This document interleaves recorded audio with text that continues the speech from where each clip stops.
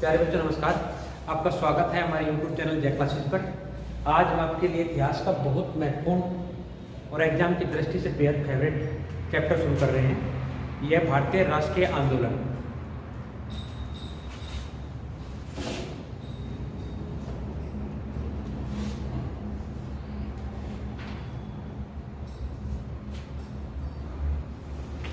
किसी भी एग्जाम में ये एग्जाम फेवरेट एरिया है हिस्ट्री का, क्योंकि यहाँ से ज़्यादा क्वेश्चन आप एक्सेप्ट कर सकते हैं। शुरू करते हैं। भारतीय राष्ट्रीय आंदोलन की शुरुआत सन्यासी विद्रोह से मानी जाती है।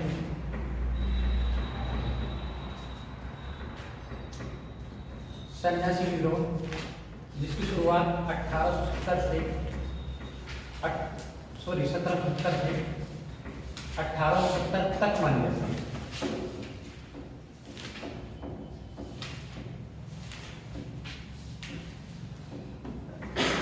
इसका प्रभाव समय, ये प्रभावी समय आप कह सकते हैं 1770 से 1800 तक रहा।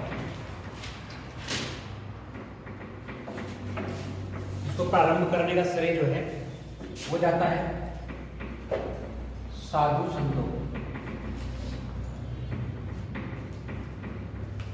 आप समझिए कि सन्यासी विद्रोह था क्या। 1770 के आसपास का ब्रिटिश गवर्नमेंट के विरुद्ध किया गया विद्रोह वो विद्रोह है जिसकी में प्रमुख भूमिका जो है सन्यासी ने निभाई। और ये सन्यासी 1770 के आसपास का वो समय था जब भारत में अकाल, भयंकर रूप से अकाल पड़ा। तो इसका एक कारण जो है अकाल भी एक कारण इसका बन सकता है। और इस अकाल में लोगों को खाने के लाले पड़े हुए थे। तो ये सन्यासी संगठन था जो 50 से 1000 व्यक्तियों का एक ग्रुप होता था, जो उस क्षेत्र के ऐसे व्यक्तियों को जो अपने पास अन्न अथवा धन दोनों का संग्रह करता था तो लूट लेता था और उस लूट को गरीबों में बांटता। जब अकाल पड़ा तो अकाल पड़ने से ब्रिटिश गवर्नमेंट ने किसानों की जमीन छीन ली, उन पर कर देने के लिए दबाव बनाया और इन दोनों परेशानियों को झेलते हुए स्थानीय किसान भी इस संगठन में सम्मिलित हो गए। और इस कारण से जो सन्यासी विद्रोह है इसने बहुत विकराल रूप ले लिया और ब्रिटिश गवर्नमेंट को इसका सामना करना पड़ा और उन्हें भयंकर परेशानियों का सामना करना।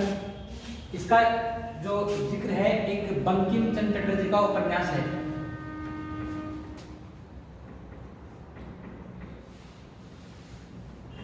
उपन्यास का नाम है आनंद मठ।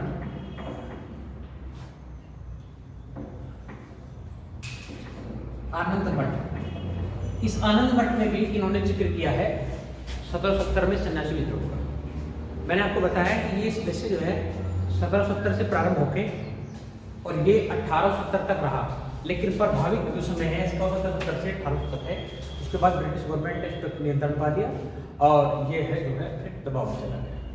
एक सैफ अली खान की मूवी आई थी, उसमें भी साधु संतों के विद्रोह को दर्शाया गया था। तो मुझे नाम याद नहीं है मूवी का। उसमें वो भारतीय राष्ट्रीय आंदोलन के आधार पर मूवी को बनाया गया है। वो वैसे व्यक्तिगत विद्रोह पर दिखाई गई थी, तो उसी में इस साधु संतों के विद्रोह का भी जिक्र है। लेकिन ऐसा फिर सवाल ये बनेगा कि बंकिम चंद्र चटर्जी ने अपने उपन्यास आनंद मठ में इसका जिक्र किया, ठीक है। इसके पश्चात भारतीय राष्ट्रीय आंदोलन में जो महत्वपूर्ण कार्य हुआ वो हुआ 1885 में भारतीय राष्ट्रीय कांग्रेस की स्थापना।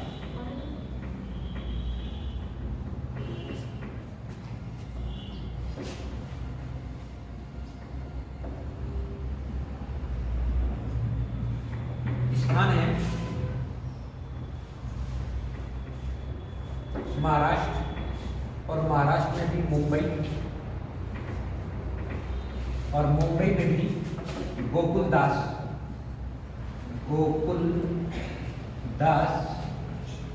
तेजपाल संस्कृत महाविद्यालय।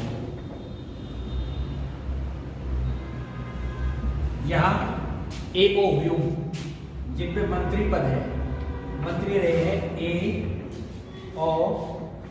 व्यूम। इन्होंने जो है स्थापना करी है, संस्थापक है भारतीय राष्ट्रीय कांग्रेस के और पहले अध्यक्ष बने W.C. बनर्जी। ये पहले अध्यक्ष रहे थे। एओ ह्यूम 1885 से 1909 तक मंत्री पद पर रहे, लेकिन कभी भी भारतीय राष्ट्रीय कांग्रेस के अध्यक्ष नहीं हुए। इन्हें भारतीय राष्ट्रीय कांग्रेस का पिता कहा जाता है।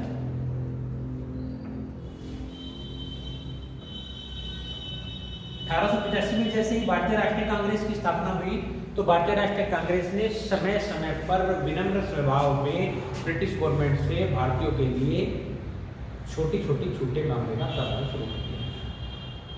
और इससे ये हुआ कि भारतीयों के पक्ष में मांगे रखने और अपनी बात कहने का एक ऐसा मंच भारतीयों को मिल गया जिसके तहत भारतीय जो है अपनी मांगे रखने लगे।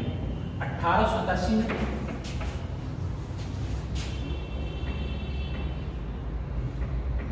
ब्रिटेन में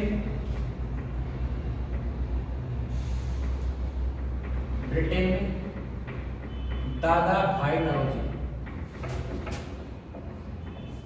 नौरोजी ने भारतीय सुधार समिति की स्थापना।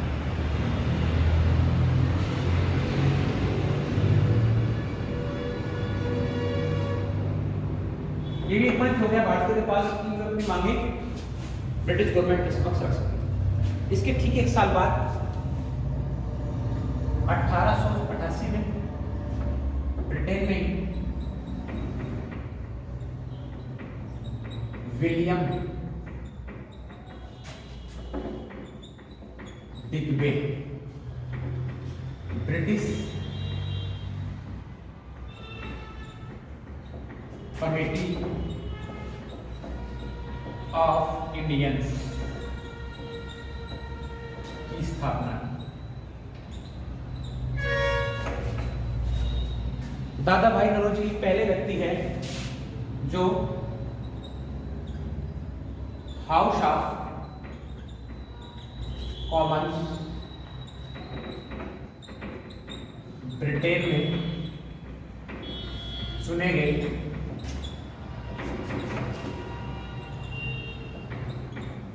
पहले भारतीय। हाउस ऑफ कॉमन्स में दादा भाई नौरोजी को पहला भारतीय है जो 1892 में चुना गया। समय है 1892। अगर थोड़ा डीप जाएगा तो आपसे पार्टी पूछ सकता है किस पार्टी से इनका चुनाव हुआ था, तो पार्टी का नाम है लिबरल पार्टी।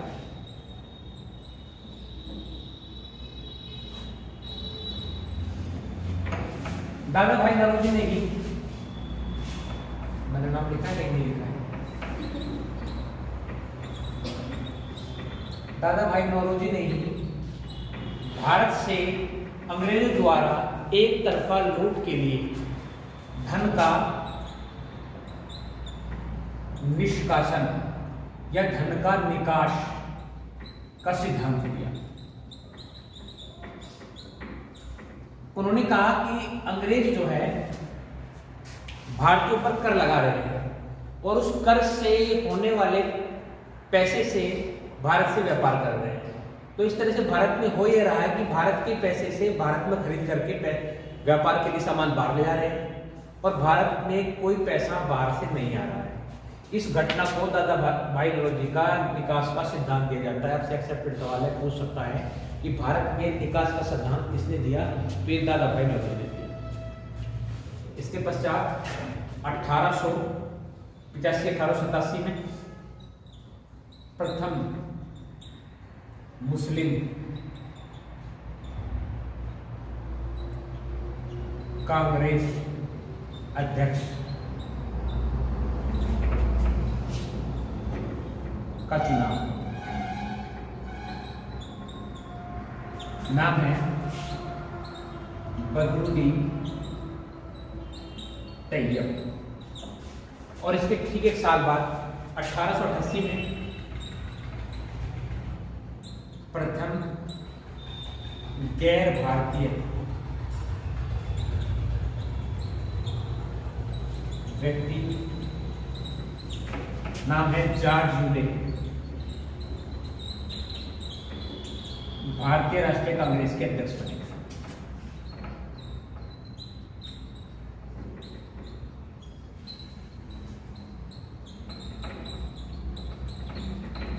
लेकिन काम होता रहा।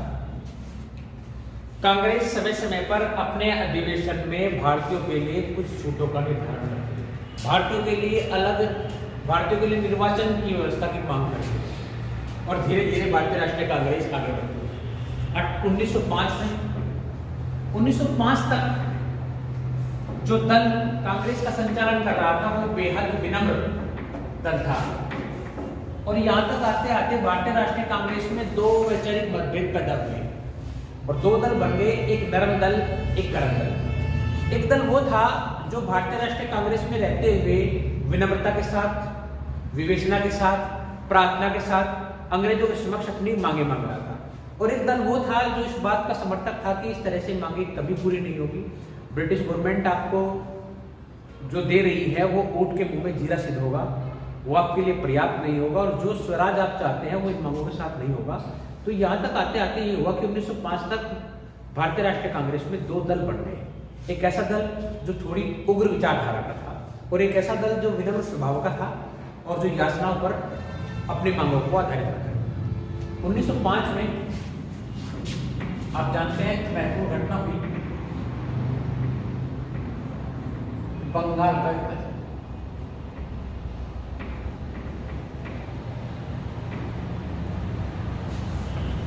1905 में ये घटना जो घटी, इसकी जो घटना हुई वो घोषणा हुई 24 जुलाई 1905 को घोषणा हुई और ये लागू हुआ 16 अक्टूबर 1905।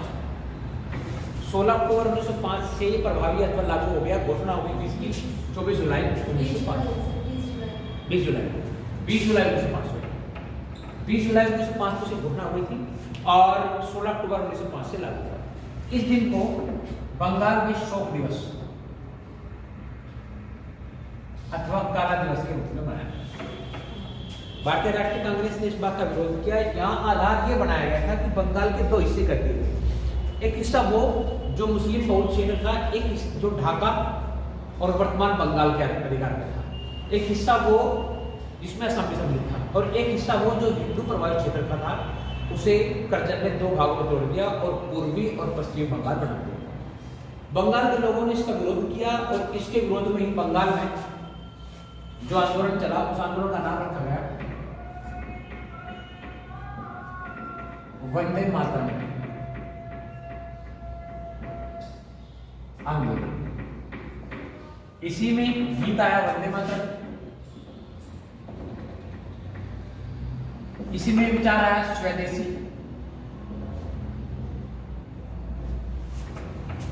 ये जो स्वदेशी विचार आया ये एक अखबार में एक पत्र पे निकला था और पत्र का नाम संजीवनी था। 1905 में ही अखबार निकला था संजीवनी। ये अखबार है कृष्ण कुमार मित्र का। कृष्ण कुमार इस अखबार को निकालते थे संजीवनी को। संजीवनी में पहली बार ये विचार आया स्वदेशी। स्वदेशी का अर्थ है ब्रिटिश गवर्नमेंट की सभी योजनाओं, उनके सभी प्रावधानों, उनके द्वारा दिए गए रोजगारों, उनके द्वारा चलाए गए विद्यालयों, उनके वेशभूषा आदि का विरोध। और इसी विरोध में भारतीयों ने स्वदेशी को जब चलाया तो ब्रिटिश कपड़े, ब्रिटिश स्कूल, ब्रिटिश अस्पताल, ब्रिटिश द्वारा दी गई सुविधाओं का विरोध किया और जितने प्रोग्राम और नौकरी ब्रिटिश सरकार भारत में चला रही थी उन सब के विरोध में ये काम किया गया। इसी समय गीत आया अमर सोनार बांग्ला। इसका गीत है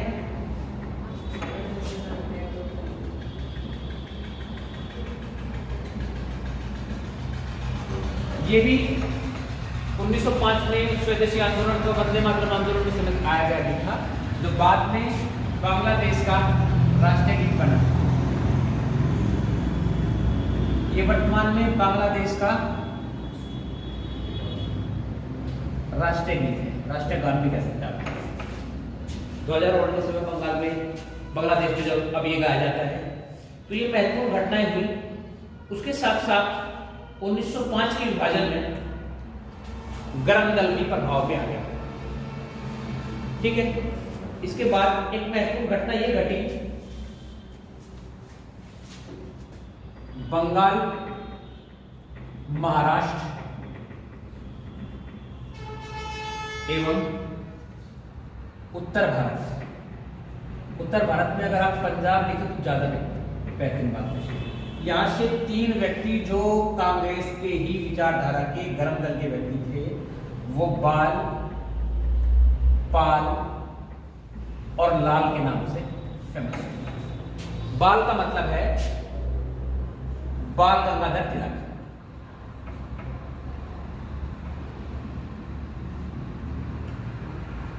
पाल का मतलब है, ये तो महाराष्ट्र हो गए, ये हो गए बंगाल से विपिन चंद्र पाल, विपिन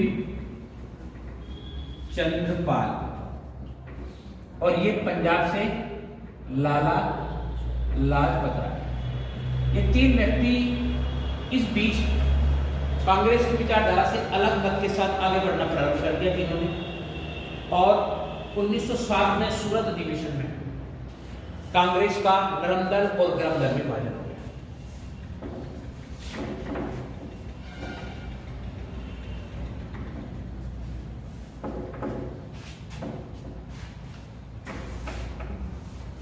साथ में सूरत अधिवेशन,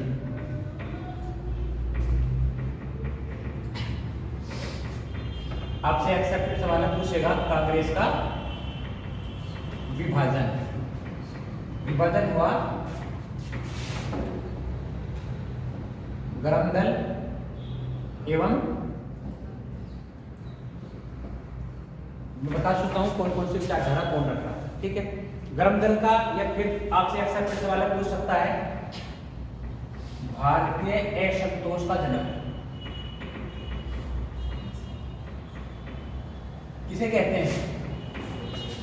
ये कहा जाता है तिलक को। बाल गंगाधर तिलक को भारतीय असंतोष का जनक कहा जाता है। बाल गंगाधर तिलक ने 1893 में गणेश महोत्सव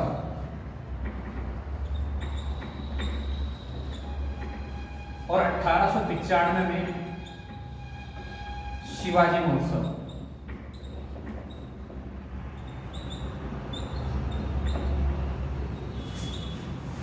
दो महोत्सव का महाराष्ट्र में, मुंबई में शुरुआत की।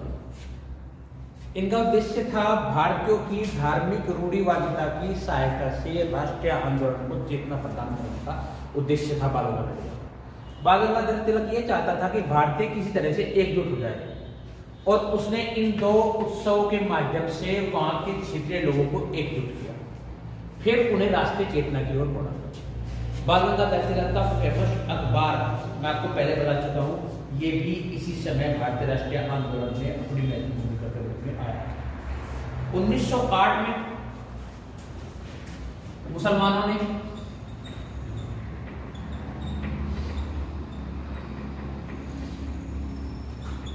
अलग निर्वाचन की मांग की, और ये मांग इसके ठीक 1 साल बाद 1909 में मुसलमानों को पृथक निर्वाचन प्रदान करके पूरी की गई। 1909 में पार्लियामेंट सुधार आया, और उसी में मुसलमानों को अलग निर्वाचन प्रदान किया गया।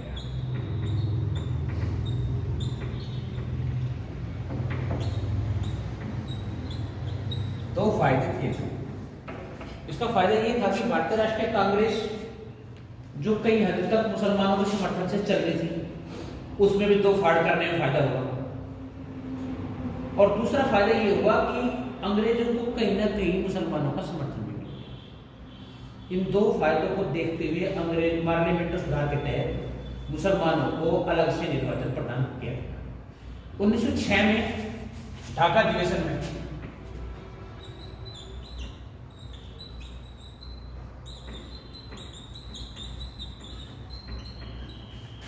मुस्लिम लीग की स्थापना हुई। मुस्लिम लीग की स्थापना हुई बच्चों, और आपसे पूछ सकता है कि इसका प्रथम अधिवेशन कब होगा। इसके ठीक 2 साल बाद 1908 में प्रथम अधिवेशन होगा। स्थापना तो हुई ढाका में, लेकिन जो प्रथम अधिवेशन होगा वो होगा अमृतसर में।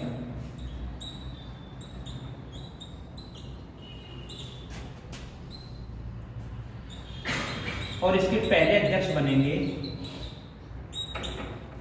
आगा खान। यही अमृतसर अधिवेशन में इसका पहला अध्यक्ष आगा खान को बनाया गया। और अगर इसकी स्थापना के लिए श्रेय किसको जाएगा तो वो जाएगा सलीमुल्लाह खान।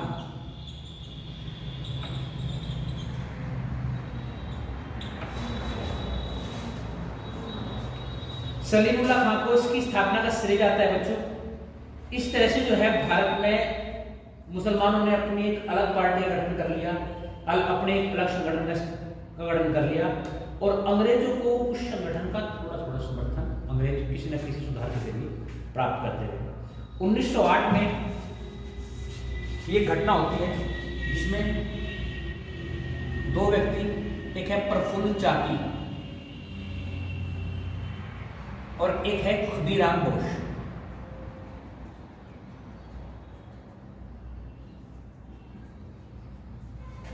ये 2 व्यक्ति मुजफ्फरपुर के जज,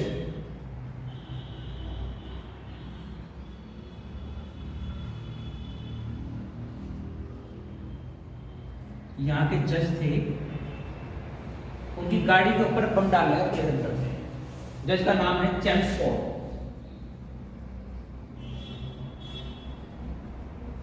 और गलती से वो बम चैम्सफोर्ड की गाड़ी पे ना गिर के ये गलती से वो बम कैनेडी की गाड़ी में डाल देते हैं। और कैनेडी की उस गाड़ी में थी 2 महिलाएं। उन दोनों महिलाओं की उस बम से मृत्यु हो जाती है। प्रफुल्ल चाकी आत्महत्या कर लेते हैं और खुदीराम बोस को ब्रिटिश गवर्नमेंट द्वारा लगभग 18 वर्ष की आयु में फांसी की सजा दी जाती है। ऐतिहासिक महत्वपूर्ण घटना है बम विस्फोट की। ये वो समय था जब भारत के खासकर बंगाल में एक व्यक्ति का नाम हुआ बरिंद्र कुमार घोष। बरिंद्र कुमार घोष ने बंगाल में क्रांतिकारी विचारधारा को जबरदस्त तरीके से हवा और उसने अपने दल में कई सदस्यों को बाहर भेजा, रूस भेजा। किसके लिए? बम बनाने की कला के लिए। इस समय बरिंद्र कुमार घोष और एक व्यक्ति के साथ हुए भूपेंद्र दत्त।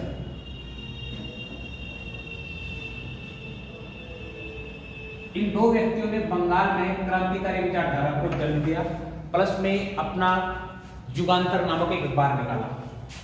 युगांतर और युगांतर अखबार निकाला। उसके साथ साथ इस पत्र के साथ साथ इन्होंने क्या किया? युगांतर नाम से संगठन खड़ा कर दिया।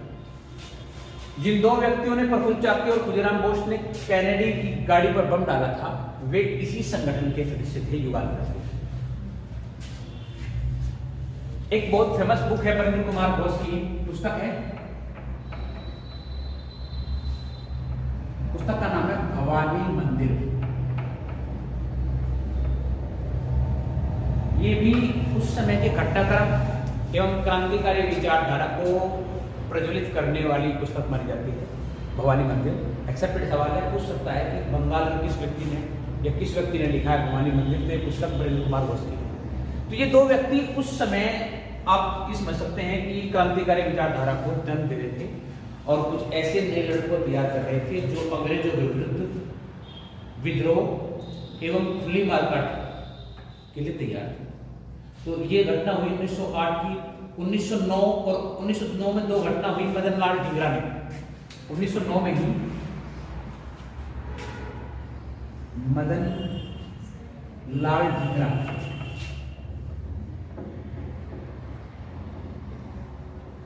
एक ब्रिटिश अधिकारी की हत्या का मुकदमा चलने पर फांसी दी गई। ये काम हुआ। 1909 में ही अनंत कांद्रे ने जैक्सन की हत्या की और इन दोनों को फांसी दी गई। 1911 में मैं आपको पढ़ा चुका हूं कि महत्वपूर्ण घटना ये होगी कि दिल्ली दरबार लगेगा। 1909 में लगा दिल्ली दरबार, सॉरी 1911।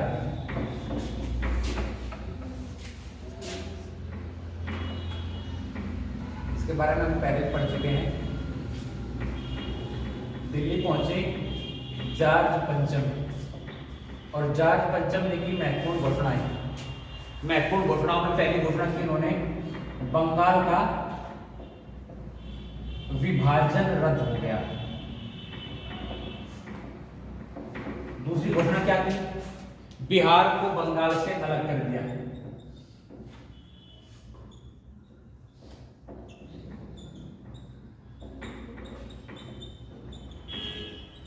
और क्या क्या?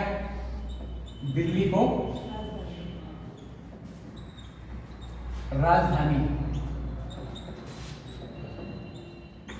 बनाने की घोषणा की। घोषणा कब की? देखो 11 लिख रहा हूं, 1911, लेकिन दिल्ली राजधानी बनी 1912 में। दिल्ली जो है भारत की राजधानी बनी, याद रखना। वहां घोषणा हुई थी, लेकिन पूछे कि बनी कब, तो बनी 1912। ये डाउट ना हो आपको, कोई कंफ्यूजन ना हो। 1911 में महत्वपूर्ण घटनाएं घटी और 1 नवंबर 1919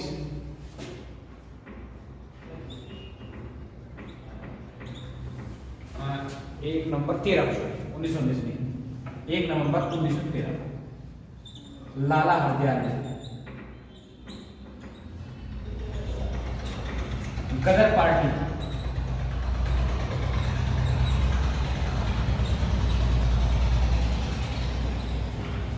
की स्थापना की।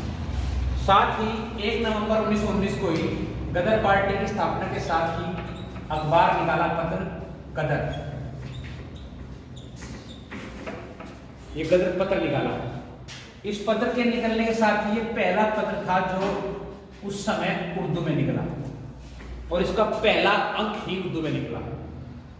ये 1 नवंबर 1919 में उर्दू में, उसके बाद अक्टूबर से ये प्रारंभ हो गया गुरुमुखी लिपि में। भारत से बाहर का ये उस समय का एक सक्रिय दल था जो भारतीयों को भिन्न भिन्न समय पर मदद पहुंचाता रहता था।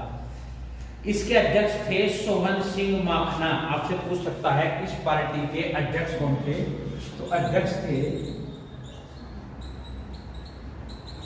सोहन सिंह माखना। ये गदर पार्टी के अध्यक्ष हुए। इसके बाद 1914 में एक घटना घटी, कामागाता मारो प्रकरण। होता यह है कि 1914 में ही प्रथम विश्व युद्ध प्रारंभ हो गया। 1914 में घटना घटी कामागाता मारू प्रकरण।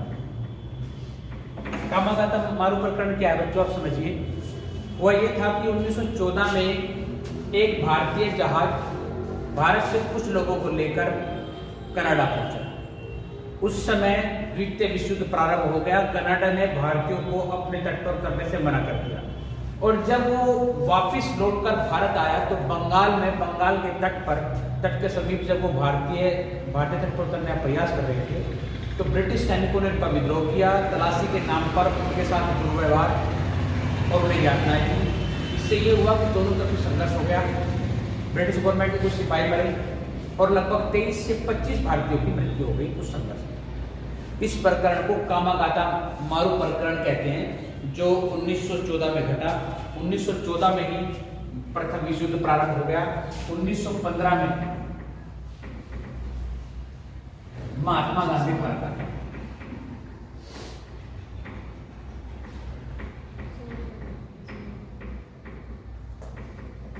गए कब थे भारत से? 1893 में गए थे। 1893 में कहां गए थे? अफ्रीका गए थे, साउथ अफ्रीका। एक भारतीय व्यापारी का मुकदमा लड़ने के लिए 1893 में महात्मा गांधी अफ्रीका गए थे। अफ्रीका में ही महात्मा गांधी ने सर्वप्रथम सत्याग्रह चलाया था। 1893 भारतीय दृष्टि से महत्वपूर्ण काल है। इसी वर्ष महात्मा गांधी चले गए साउथ अफ्रीका।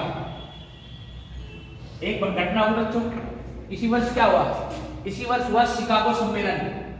नाम सुना है इसका आपने?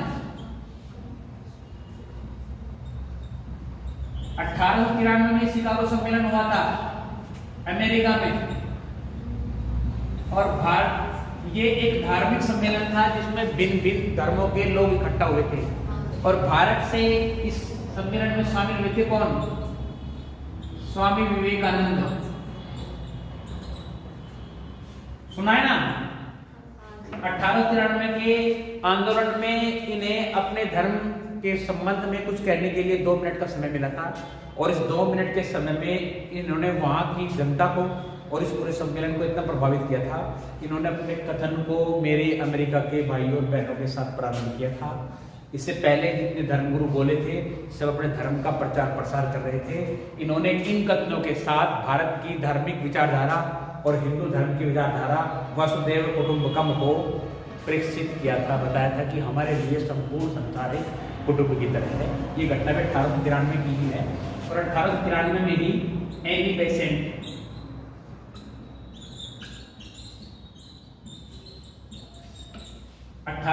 में एनी बेसेंट भारत आई। ये भी 1893 में घटना है। ये कुछ महत्वपूर्ण घटना है। यहाँ मैंने 1893 में लिख दिया था, तो उसके साथ साथ मैंने इनका भी जिक्र आपसे कर लेना सही समझा कि मैं कर लेता हूँ।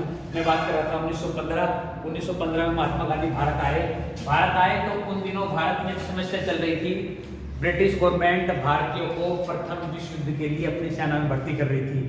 और महात्मा गांधी ने इसमें ब्रिटिश गवर्नमेंट का सहयोग किया। और सहयोग किया तो भारतीयों ने महात्मा गांधी को भर्ती कराने वाला सार्जेंट कहा। ठीक है बच्चों, ब्रिटिश गवर्नमेंट का समर्थन करा।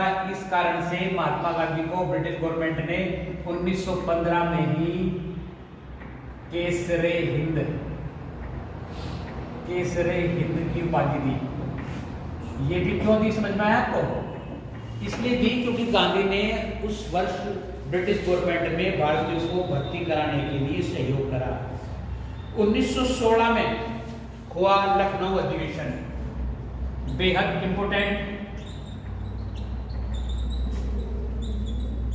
अभी हाल फिलहाल में ये साल जिसमें आ रहा था, कहीं में आया, ये आया टेट के एग्जाम में। 1916 का लखनऊ अधिवेशन होता यह है कि इसमें गर्म दल और नरम दल एक साथ आ गए। एक तो ये हुआ, प्लस में मुस्लिम लीग ने भी भारतीय राष्ट्रीय कांग्रेस को अपना समर्थन दिया। 1916 का लखनऊ अधिवेशन भारतीय स्वतंत्रता आंदोलन की दृष्टि से, भारतीय राष्ट्रीय आंदोलन की दृष्टि से इसलिए महत्वपूर्ण है क्योंकि यहाँ नरम दल गरम दल एक साथ आ गए और मुस्लिम लीग का भी कहीं ना कहीं समर्थन मिला। 1916 में बाल गंगाधर तिलक ने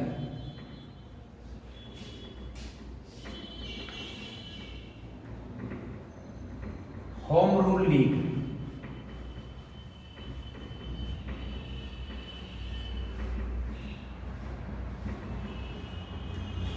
की स्थापना। अब 1916 के पश्चात का वो टाइम आ गया जब गांधी धीरे धीरे अब फेमस होना शुरू हो गया। 1917 में गांधी का चंपारण आंदोलन फेमस हुआ। मैटर ये हुआ बच्चों कि चंपारण नामक स्थान पर अंग्रेजों ने भारतीयों पर एक कानून लगाया। इस कानून को कहा गया 3 कटिया कानून। अंग्रेजों ने उस क्षेत्र के किसानों को बाध्य कर दिया कि उन्हें अपनी जमीन के 1/3 क्षेत्र पर नील की खेती करनी पड़ेगी। और वहां के स्थानीय लोग इस बात का निरंतर विरोध करते रहे।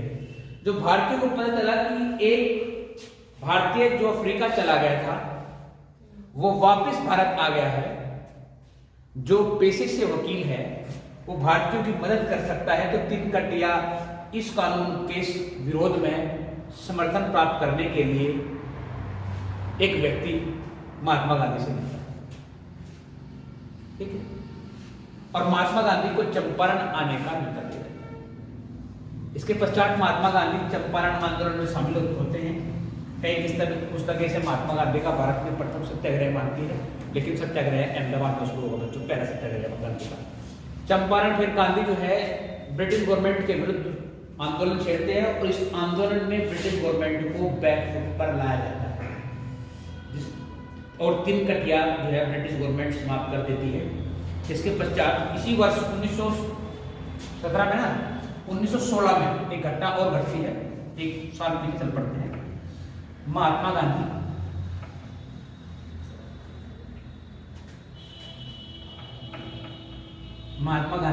स्थापना करते हैं साबरमती आश्रम।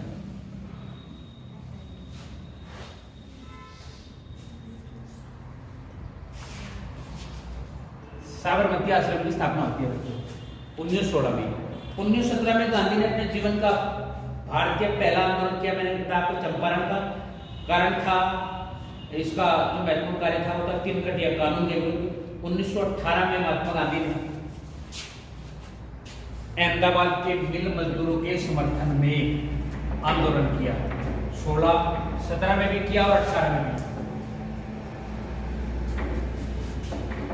1918 में गांधी ने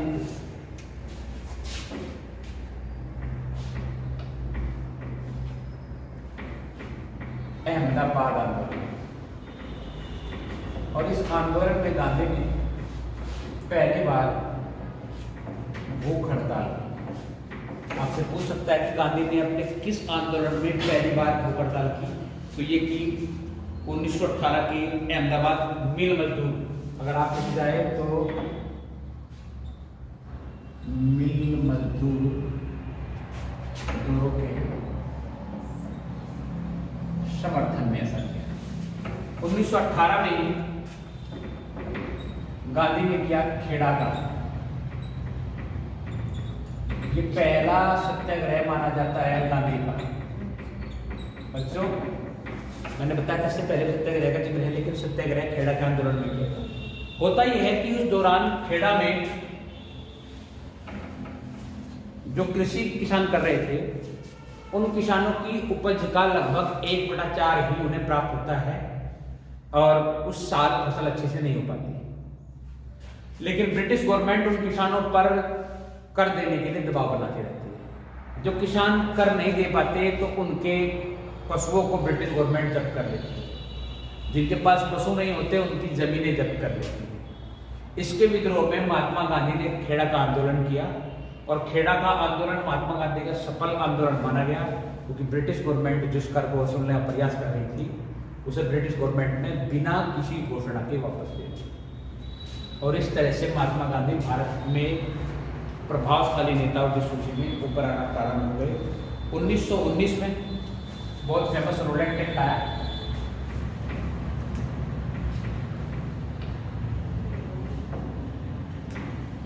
रोलेट एक्ट बिना दलील, ना दलील, ना अपील, ना वकील, इसको नाम दिया गया ना अपील, ना वकील, ना दलील।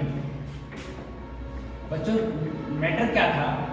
मैटर ये था कि ब्रिटिश गवर्नमेंट रोलेट एक्ट के तहत एक ऐसा कानून लेकर आई कि जिसमें किसी भारतीय नेता या किसी भारतीय व्यक्ति को बिना किसी सुनवाई के, बिना किसी बदकारण बताए के गिरफ्तार किया जा सकता है और इसके तहत वो व्यक्ति किसी भी न्यायालय में अपना मुकदमा दर्ज कर सकता है या अपने बचाव में कुछ नहीं कर सकता। इस बात का महात्मा गांधी ने और भारतीयों ने विरोध किया और इस विरोध के तहत ही 1919 में ही घटना है 13 अप्रैल 1919। 1919 में घटना घटी जलियांवाला बाग हत्याकांड। होता यह है कि पंजाब के फेमस नेता थे सैफुद्दीन खिलजी, किचलू और सत्यपाल, दो व्यक्ति थे। एक का नाम है सैफुद्दीन किचलू और दूसरे का नाम था सत्यपाल। ये दो व्यक्ति उस समय पंजाब और अमृतसर क्षेत्र के फेमस नेताओं में से एक। ठीक है, इन दोनों व्यक्तियों को रोलेट एक्ट के तहत गिरफ्तार किया गया, जिसके विद्रोह में जलियांवाला बाग में वहां की स्थानीय जनता इकट्ठी होती है और वहां जनरल डायर बिना किसी सूचना के उन लोगों पर अंधाधुंध गोली चला देता है, जिस कारण से सरकारी आंकड़े के तहत 325 और कांग्रेस समिति के तहत 1000 लोगों की मृत्यु। सरकारी आंकड़े कहते हैं कि लगभग 325-375 लोग मरे, जबकि जो कांग्रेस कमेटी बनी उसने बताया कि 1000 से अधिक लोगों की इस हत्याकांड में मृत्यु। और संपूर्ण भारत में उपाधियां वापस लौटाने का दौर चला, जिसमें जमनालाल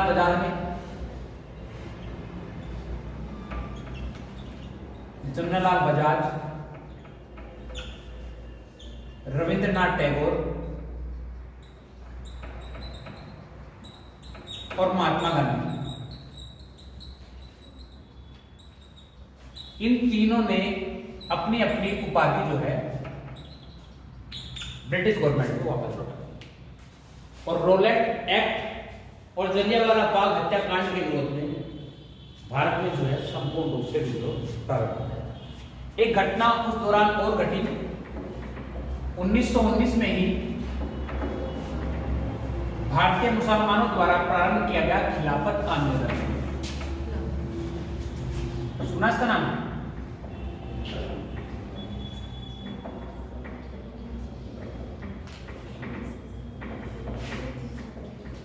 कारण समझिए, कारण क्या हुआ। प्रथम विश्व युद्ध में 14 से 19 तक चला। प्रथम विश्व युद्ध में यूरोप की कई देशों के एक संगठन ने तुर्की पर आक्रमण किया था और तुर्की के विरुद्ध कितने ही प्रतिबंध लाए। और तुर्की है मुस्लिम बहुल क्षेत्र। मुस्लिम बहुल का कौन सा मुस्लिम राष्ट्र है, मुस्लिम देश है। तो भारतीय मुसलमानों ने तुर्की के विरुद्ध ब्रिटेन द्वारा या ब्रिटेन के समर्थक राष्ट्र द्वारा किए गए सभी प्रतिबंधों का विरोध किया और उसी के लिए भारत में चलाया खिलाफत आंदोलन। इस खिलाफत आंदोलन का समर्थन किया महात्मा गांधी ने। उस साल के भारतीय राष्ट्रीय कांग्रेस के जो अधिवेशन हुआ उसमें महात्मा गांधी ने इसका समर्थन किया और प्लस में अंग्रेजों का विरोध किया।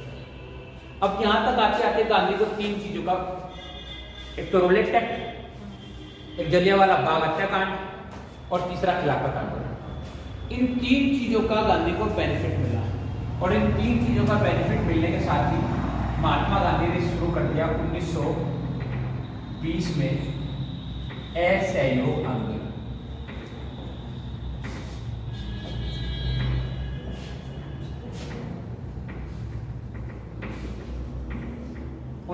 का महात्मा गांधी का असहयोग आंदोलन प्रारंभ हुआ। असहयोग आंदोलन लगभग 2 वर्ष ठीक ठाक चल रहा था। 5 फरवरी 1922 को एक घटना घटी। घटना का नाम है चोरी घटना।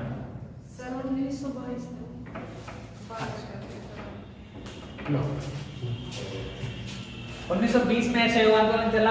5 फरवरी 1922 को चोरी घटना कांड हुआ, जिसमें एक थानाध्यक्ष प्लस लगभग 22 सिपाहियों की थाने के अंदर बंद करके वहां के स्थानीय आंदोलनकारियों ने हत्या कर दी, जड़ा दिया तुरंत। और इस घटना से ब्रिटिश गवर्नमेंट और स्वयं महात्मा गांधी दोनों ही थे। और महात्मा गांधी ने इस घटना से दुखी होकर 11 फरवरी 1922 को असहयोग आंदोलन वापस ले लिया।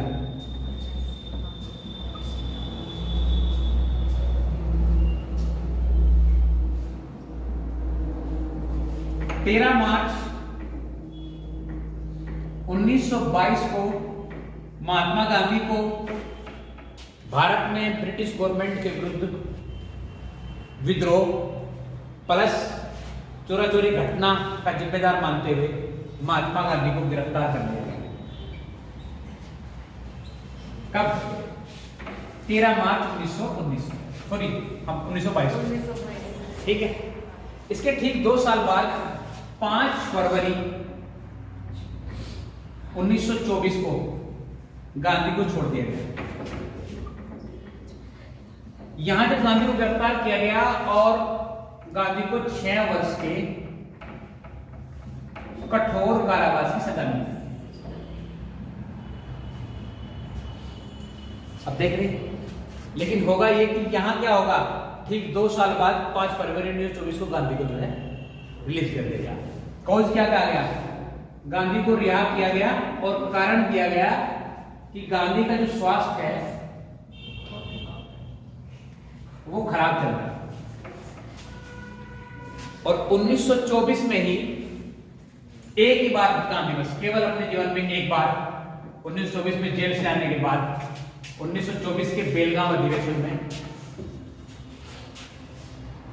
1924 के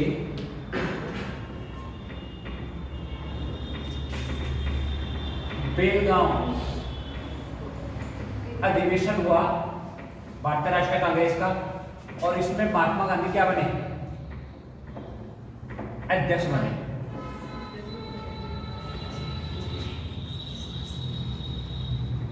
महात्मा गांधी अपने जीवन में एक ही बार भारतीय राष्ट्रीय कांग्रेस के अध्यक्ष बने और वो बने बेलगांव।